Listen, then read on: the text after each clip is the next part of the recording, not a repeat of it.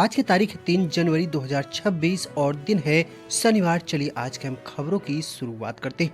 इससे पहले चैनल पर नए हैं तो चैनल को सब्सक्राइब, वीडियो को लाइक और शेयर जरूर करें।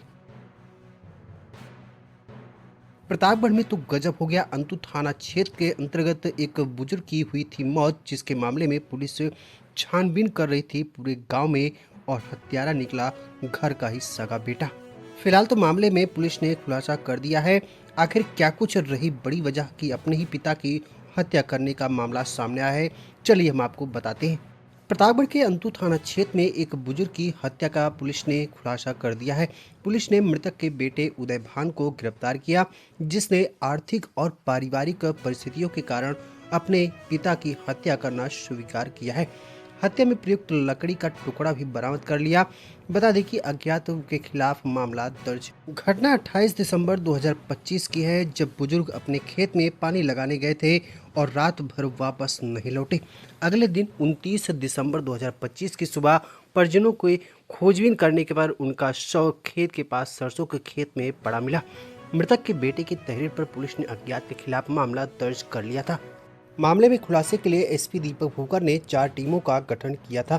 अपर पुलिस अधीक्षक ने प्रेस कॉन्फ्रेंस कर घटना का खुलासा कर दिया है।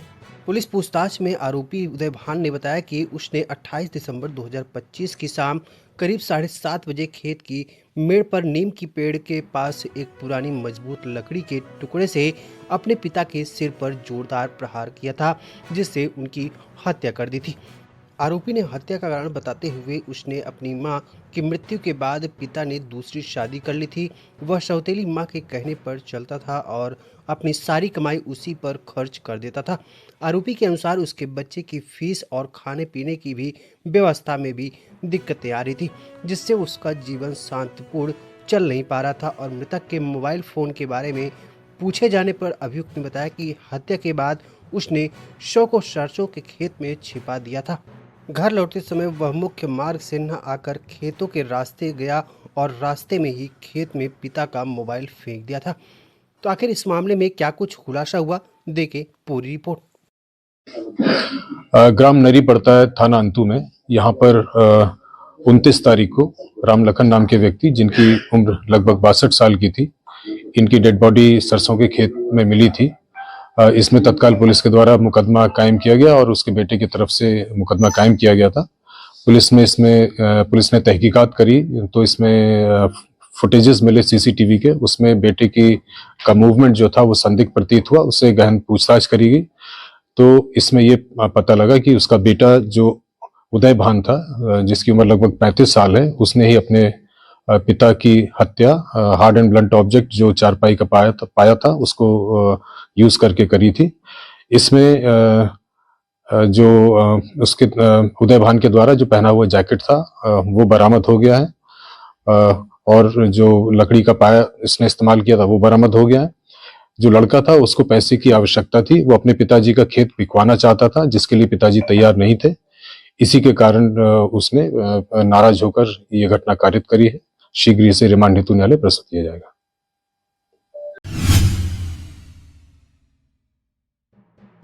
चलिए भाई अगली बड़ी अपडेट की बात कर लेते हैं, जो कि लीलापुर इलाके से, जहां पर एसबीआई जांच के बाद ग्राहकों को मिला गबन का पैसा। प्रतापगढ़ में लीलापुर प्रबंधक ने फर्जी हस्ताक्षर से निकाले थे 17.90 लाख रुपए। प्रतापगढ़ के लीलापुर थाना क्षेत्र में भारतीय स्टेट बैंक यानी कि एसबीआई के ग्राहकों को गबन की लगभग 17.90 लाख रुपए की धनराशि 6 महीने की सीबीआई जांच के बाद वापस मिल गई है। बता दें कि पैसा खाते में आने से ग्राहकों को एक खुशी का माहौल है। यह मामला तत्कालीन एसबीआई शाखा प्रबंधक जयनाथ सरोज से जुड़ा है। उन्होंने कई ग्राहकों के खातों से लाखों रुपए फर्जी हस्ताक्षर कराकर निकाल लिए थे। कुल 17.90 लाख रुपए का गबन किया गया था। गबन की जानकारी होने पर ग्राहकों ने हंगामा किया और शाखा प्रबंधक सहित कुछ कर्मचारियों के खिलाफ एफआईआर दर्ज कराई थी। मामले में ग्राहकों की मांग पर सीबीआई ने मामले की जांच शुरू की थी। करीब 6 महीने तक चली जांच के बाद आखिरकार गबन की गई धनराशि ग्राहकों के खाते में लौटा दी गई। बनकटी निवासी पीड़ित सेवानिवृत्त सैन्यकर्मी मोहम्मद अशफाक ने बताया कि 20 मार्च 2024 को शाखा प्रबंधक उनके घर पहुंचे थे। उन्होंने अभिलेखों पर हस्ताक्षर कराकर उनके खाते से धनराशि निकाल ली थी। हालांकि इस मामले में अब सीबीआई की जांच के बाद फैसला आ चुका है और साथ ही लोगों का पैसा भी उनके पास पहुंच चुका है।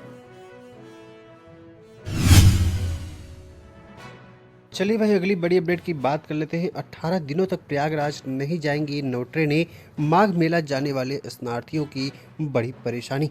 माघ मेला के प्रमुख स्नान पर्वों के एक दिन पहले और एक दिन बाद तक 9 ट्रेनें प्रयाग न जाकर फाफामऊ रेलवे स्टेशन पर ही रुकेंगी। इन ट्रेनों का संचालन भी फाफामऊ से किया जाएगा। इससे स्नार्थियों को परेशान होना पड़ सकता है। दरअसल आपको बता दें, फाफामऊ में ट्रेन से उतरने के बाद स्नार्थियों को माघ मेला क्षेत्र तक पहुंचने के लिए बस व ऑटो का सहारा लेना पड़ेगा। स्टेशन अधीक्षक जेपी शुक्ल ने बताया कि वरिष्ठ मंडल वाणिज्य प्रबंधक कुलदीप तिवारी की ओर से नया आदेश आया हुआ है। उन्होंने बताया कि माघ मेला में भीड़ को नियंत्रित करने के लिए रेलवे ने 2 से 4 और 13 से 15 व 17 से 19 जनवरी को मां बेला देवी धाम प्रतापगढ़ जंक्शन कुंडा हरनामगंज स्टेशन होकर गुजरने वाली ट्रेनों को फाफामऊ जंक्शन पर रोकने का आदेश दिया है। फाफामऊ से ही इन ट्रेनों का संचालन भी किया जाएगा। दरअसल आपको बताया कि 22 से 24, 31 जनवरी से 2 फरवरी और साथ ही 14 से 16 फरवरी तक ट्रेनें फाफामऊ से संचालित होंगी। Manwar Sangam express, Sarayu express, Prayagraj Sangam passenger, साथ ही Prayagraj Sangam express, Prayagraj Ayodhya MEMU, Prayagraj Sangam intercity, Ganga Gomti express, Unchahar express, Kanpur Prayagraj Sangam passenger train का संचालन फाफामऊ रेलवे स्टेशन से ही होने वाला है। खबर पसंद आई हो तो लाइक करें और साथ ही चैनल को फटाफट सब्सक्राइब कर बेल आइकन को जरूर दबा लें, जिससे ऐसी हर बड़ी अपडेट की नोटिफिकेशन सबसे पहले पहुंचती रहे आप तक।